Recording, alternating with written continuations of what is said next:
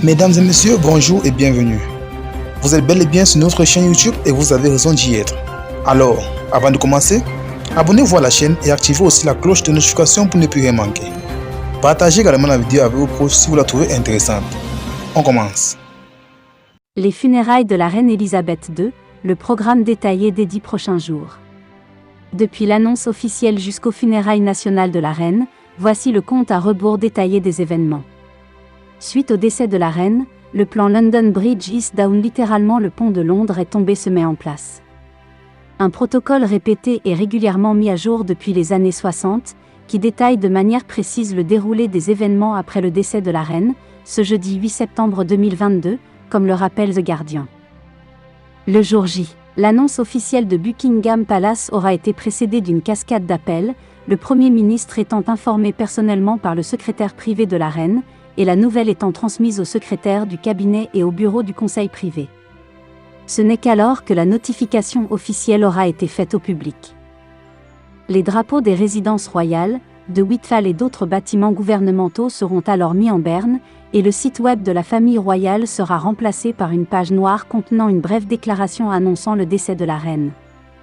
Les sites internet du gouvernement changent également pour afficher une bannière noire.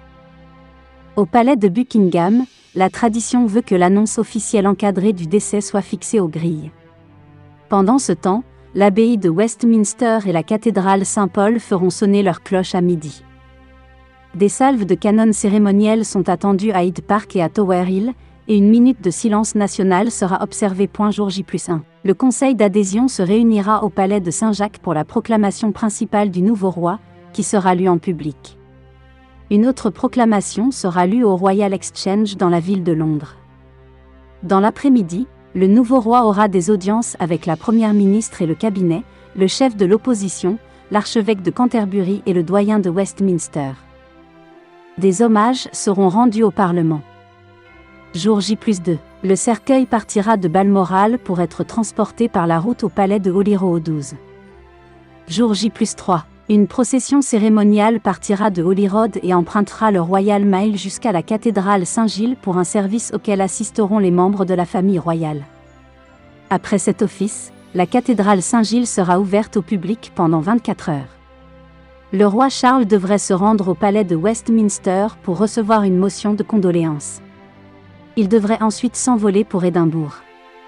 Pour son premier acte en tant que souverain, il se rendra au palais de Holyrood 12 pour la cérémonie des clés, suivie d'un service à la cathédrale Saint-Gilles.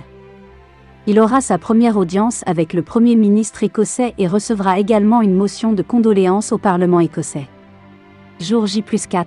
En fin de soirée, le cercueil devrait être transporté à la gare Waverley d'Édimbourg, d'où il voyagera dans le train royal pendant la nuit, pour arriver à Londres le lendemain matin. Le roi Charles s'envolera pour l'Irlande du Nord, où il recevra un message de condoléances et se rendra à Belfast pour un service de prière. Une répétition aura lieu pour la procession du cercueil de la défunte reine de Buckingham Palace à Westminster Hall. Jour J+5. Le cercueil devrait arriver à Buckingham Palace quelques heures avant la grande cérémonie prévue à Londres ce jour-là. Lors de la première grande cérémonie précédant les funérailles, le cercueil de la reine sera transporté de Buckingham Palace à Westminster Hall pour le début de 5 jours de repos.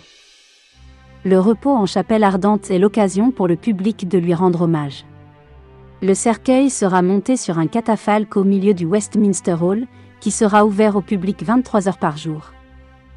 Jour J+6. La mise en bière se poursuit. Jour J+7.